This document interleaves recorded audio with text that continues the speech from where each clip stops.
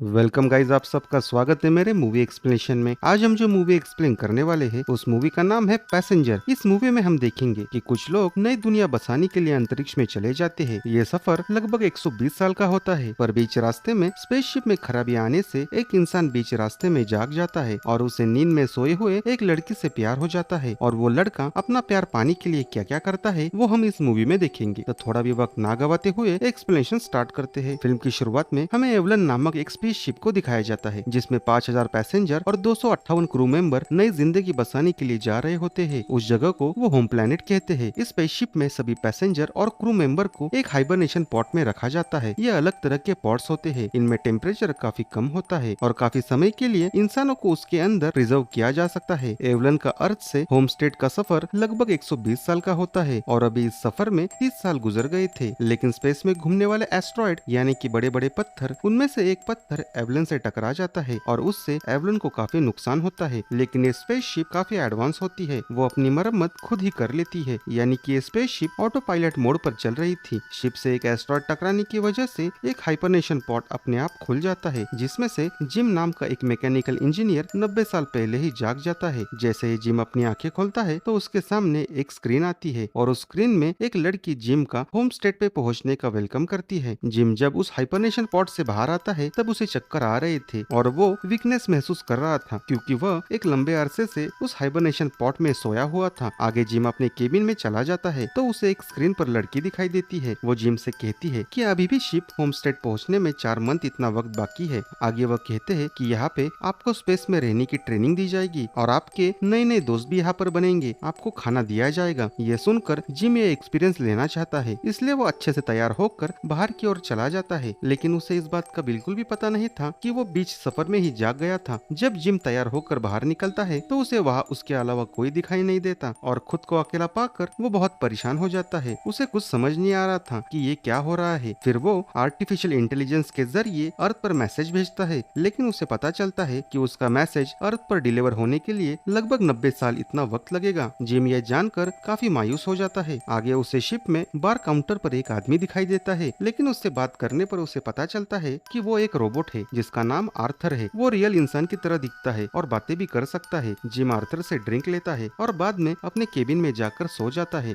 बाद में वो शिप के टेक्निकल रूम में जाकर वापस स्पॉट में सोने का तरीका ढूंढने लगता है। वो क्रू के हाइबरनेशन केबिन की तरफ भी जाता है, पर उसके पास केबिन में जाने का एक्सेस नहीं होता। जिम उस केबिन का एंट्रेंस तोड़ने की बहुत कोशिश करता है, लेकिन वो यहाँ पर असफल होता है। आगे जिम आर्थर के पास जाके ड्रिंक लेता है और आर्थर से पूछता है कि तुम्हें हाइपरनेशन पॉड में जाने का कोई रास्ता पता है, पर आर्थर बताता है कि उसे इसके बारे में कोई टेक्निकल जानकारी नहीं है। वो कहता है कि वो बस एक बार टेंडर है। आगे वो कहता है कि परेशान होने के बजाय अब तुम्हें स्पेसशिप में रहने की आदत डाल लेनी चाहिए। आगे जिम टूल की मदद से एक वीआईपी स्वीट को ओपन करता है। वो काफी शानदार होता है। वो अपने केबिन से वहाँ पर शिफ्ट हो जाता है। वो ऐसे ही शिप में काफी समय गुजार लेता है, लेकिन वो अभी भी खुद को अकेला महसूस कर रहा था। आगे एक दिन वो हाइपरनेशन पॉट वाली जगह जाकर सुसाइड करने की कोशिश करता है, लेकिन उसकी हिम्मत नहीं होती। तभी जिम की नजर एक पॉट पर जाती है। उसमें एक खूबसूरत लड़की सोई हुई थी जिसका नाम अरोरा था। जिम को अरोरा बहुत पसंद आती है। अगले दिन जिम अपना ब्रेकफास्ट अरोरा के पॉट के नजदीक ही करता है। फिर वो उसकी वीडियो प्रोफाइल भी देखता है जिसमें वो खुद के बारे में बता रही थी। वो एक राइटर होती है। जिम को उससे प्यार हो जाता है। कुछ दिन बाद जिम अरोरा को उठाने के बारे में सोचता है। फिर वो फाइनली एक डिसीजन लेता है कि वो अभी अकेला नहीं रह पाएगा। फिर वो उसे उठाने का तय करता है और वो खुद की दाढ़ी और बाल काट लेता है ताकि वो हैंडसम दिखे और अरोरा के पॉट के यहाँ टूल लेके चला आता है। जिम अरोरा के पॉट में खराबी करके उसके हाइपरनेशन पॉट को खोल देता है। जिम उसे उठाने के बाद वहाँ से भागकर अपने केबिन में चला जाता है। फिर अरोरा पूरे शिप में किसी न किसी को ढूंढने की कोशिश करती है। तभी जिम उसे जाकर मिलता है और फिर कहता है कि ऐसी टेक्निकल खराबी की वजह से उसका पॉट भी ऑटोमेटिक खोल गया और उसे भरोसा दिलाता है। और जिम अरोरा से कहता है कि वो पिछले 1 साल पहले ही जाग गया है। ये सुनकर अरोरा बहुत परेशान हो जाती है कि आखिर वो अकेली यहाँ पर जिंदगी कैसे बिताएगी। अगले दिन अरोरा पॉट में जाने की इन्फॉर्मेशन कलेक्ट करने लगती है, लेकिन उसे कुछ भी पता नहीं चलता। अब अगले सीन में हमें जिम और आर्थर को दिखाया जाता है। तब जिम आर्थर से कहता है कि तुम अरोरा को पॉट से उठाने के बारे में कुछ मत कहना, सही वक्त आने पे मैं खुद ही उसे ये बात बता दूंगा। जिम और अरोरा ब्रेकफास्ट करने के लिए चले जाते हैं। जहाँ पर ये ब्रेकफास्ट कर रहे थे वहाँ पर जिम का ब्रेकफास्ट कुछ खास नहीं होता, क्योंकि वो पैसेंजर के 3rd लेवल का पैसेंजर होता है, बल्कि अरोरा ये 1st लेवल की पैसेंजर होती है, इसलिए उसका ब्रेकफास्ट बहुत अच्छा होता है। वो अपना अपना ब्रेकफास्ट जिम के साथ शेयर करती है और जिम से कहती है कि उन्हें पोर्ट में जाने का कोई रास्ता ढूंढना चाहिए। उस पर जिम कहता है कि पिछले 1 साल से मैंने हर एक कोशिश की लेकिन वह असफल रहा। अब अरोरा भी इस सिचुएशन को एक्सेप्ट कर लेती है और शिप में एडजस्ट होने की कोशिश करती है। वो अपने एक एक्सपीरियंस पर बुक लिखती है। अब अरोरा और जिम में काफी अच्छी दोस्ती हो जाती है और वो दोनों काफी वक्त एक साथ बिताते हैं। आगे उन दोनों को एक दूसरे से प्यार हो जाता है। फिर जिम एक रोबोट के जरिए अरोरा को डेट पर जाने के लिए पूछता है और इस बात पर अरोरा बहुत खुश हो जाती है। इवनिंग में दोनों अच्छे से तैयार हो जाते हैं और अच्छा टाइम बिताते हैं। आगे जिम अरोरा को स्पेस सूट वाले रूम में लेके चला जाता है और स्पेस सूट पहनकर शिप के बाहर ग्रेविटी का एक्सपीरियंस करने के लिए लेके चला जाता है। उन दोनों के लिए ये काफी अमेजिंग एक्सपीरियंस होता है। फिर वो दोनों एक दूसरे के काफी करीब आ जाते हैं। वही एक दिन अरोरा का जन्मदिन होता है और जिम उसे बहुत स्पेशल बनाना चाहता है और वो अरोरा को प्रपोज भी करने के बारे में सोचता है। उसी वक्त अरोरा आर्थर के बार काउंटर पर ड्रिंक लेने के लिए चली जाती है। उसी वक्त आर्थर उसे कहता है कि आज से 1 साल पहले जिम उसे मिलने के लिए काफी बेताब था। ये सुनकर अरोरा सोच में पड़ जाती है और थोड़ा फोर्स करने पर आर्थर उसे सब सच बता देता है कि कैसे जिम ने उसे हाइबरनेशन पॉड से उठाया था। आर्थर को ऐसा लगता है कि जिम ने उसे सब सच बता दिया होगा। जब ये बात उसे पता चलती है तब जिम वहाँ पहुँच जाता है। तब अरोरा काफी गुस्से में होती है और जिम को कहती है कि आखिर उसने ऐसा क्यों किया। इतने दिनों से उसने उसे धोखे में रखा था। वो बहुत नाराज हो जाती है। अगले दिन जिम अरोरा से बात करने की कोशिश करता है पर उससे वह बात नहीं करना चाहती और उसे इग्नोर करके वहाँ से चली जाती है क्योंकि वो अभी भी जिम से नफरत करती है। ऐसे ही काफी समय बीत जाता है। फिर एक दिन जब अरोरा ब्रेकफास्ट के लिए बाहर आती है तब उसे वहाँ पर एक पेड़ दिखाई देता है जो जिम ने उगाया था। तभी उन्हें वहाँ पर एक आदमी की आवाज आती है। अरोरा और जिम उसके पास चले जाते हैं। तब वो बताता है कि वो गूसमैन कुसो है और वो शिप क्रू मैनेजर हेड है। शिप के कुछ खराबी की वजह से उसका पॉड भी अपने आप खुल गया और वो भी हाइबरनेशन पॉड में जाग गया। गुस बताता है कि स्पेसशिप में काफी फेलियर प्रॉब्लम है। वो खुद भी इसे ढूंढने की कोशिश कर रहा है। वो आगे कहता है कि अगर उन्होंने स्पेस के अंदर की फेलियर प्रॉब्लम के बारे में पता नहीं लगाया तो एवलन का मिशन फेल हो जाएगा और इस वजह से शिप में मौजूद सारे लोग मारे जाएंगे। उनकी जान खतरे में है और वो तीनों मिलकर शिप को रिपेयर करने की कोशिश करते हैं। आगे गुस को काफी वीकनेस महसूस होती है क्योंकि वो काफी देर बाद सो के उठा था। जब वो खांसता है तब उसके मुंह से खून बाहर आता है। आगे वो और जिम सोने के लिए चले जाते हैं और अरोरा स्विमिंग कर रही होती है लेकिन शिप में खराबी की वजह से शिप के अंदर की ग्रेविटी बंद हो जाती है जिससे सब कुछ हवा में उड़ने लगता है। ग्रेविटी न होने की वजह से स्विमिंग पूल का पानी हवा में उड़ने लगता है और अरोरा एक पानी के बबल के अंदर फंस जाती है। बहुत कोशिश करने के बाद भी वो बाहर नहीं निकल पाती। फिर सिस्टम में ग्रेविटी वापस आ जाती है। तब अरोरा वापस पानी में गिर जाती है और उसकी जान बच जाती है। अगले दिन वो तीनों कंप्यूटर के जरिए पता लगाने की कोशिश करते हैं कि आखिर ग्रेविटी बंद होने की क्या वजह है। तब उन्हें पता चलता है कि 2 साल पहले एवलन एक एस्ट्रॉयड से टकराया था जिस वजह से शिप में टेक्निकल खराबी आ गई थी। कंप्यूटर ऑपरेटर उन्हें बताते हैं कि फ्यूजन रिएक्टर जिससे शिप को वर्क करने में पावर मिलती है वो पूरी तरह से डैमेज हो गया है। फिर गुस की तबीयत अचानक खराब हो जाती है और वो बेहोश होकर नीचे गिरता है और जिम और अरोरा उसे इमरजेंसी रूम में लेकर चले जाते हैं जहाँ उसे ऑटो ड्रॉप पॉट में सुलाते हैं। ये एक ऑटोमेटिक मेडिकल ट्रीटमेंट पॉट होता है। ऑटो ड्रॉप पॉट उन्हें बताता है कि गुस काफी समय तक एक खराब हाइबरनेशन पॉट में सोया हुआ था। इस वजह से उसकी तबीयत और भी ज्यादा खराब हो गई। उसके पास अभी कुछ ही घंटे बाकी है और उसके बाद वो मारा जाएगा। ये बात सुनकर जिम और अरोरा काफी परेशान हो जाते हैं लेकिन गुस मरने से पहले जिम और अरोरा को चीफ आईडी कार्ड देता है जिसकी मदद से वो शिप के किसी भी हिस्से में जा सकेंगे। गुस कहता है कि उसके पास काफी कम समय है इसलिए ये जिम्मेदारी तुम लोगों को मैं दे रहा हूँ। तुम दोनों को ये शिप रिपेयर करनी होगी और ऐसा ना हुआ तो शिप में सारे लोग मारे जाएंगे। गुस के मरने के बाद जिम और अरोरा शिप में होने वाले डिफेक्ट के बारे में जानने की कोशिश करते हैं। तब उन्हें पता चलता है कि शिप के साथ एक एस्ट्रॉयड टकराने की वजह से शिप में एक छेद हो चुका है जिस वजह से प्लाज्मा हीट शिप के अंदर ही एंटर हो रही है इसलिए स्पेसशिप का टेम्परेचर बढ़ रहा है। जिम और अरोरा शिप के ऑटोमेटिक सिस्टम से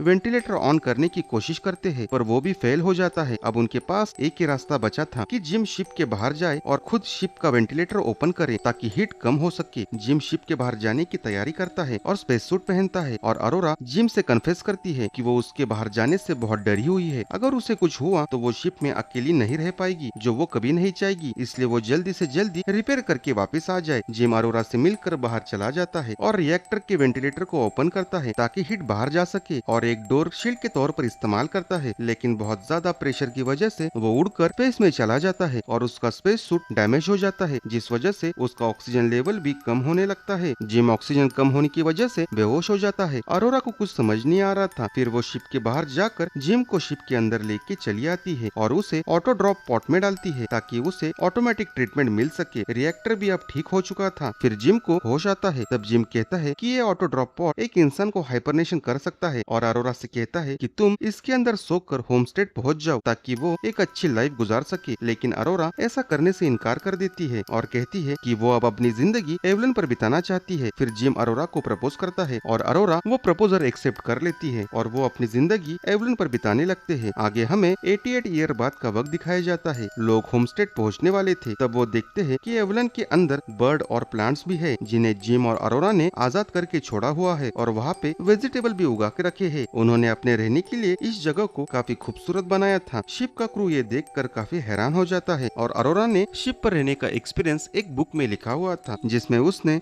एवलन और जिम की स्टोरी बताई हुई थी और यहीं पर मूवी खत्म हो जाती है। आपको ये मूवी कैसी लगी कमेंट सेक्शन में जरूर बताइए और मेरा चैनल जरूर सब्सक्राइब करें। धन्यवाद।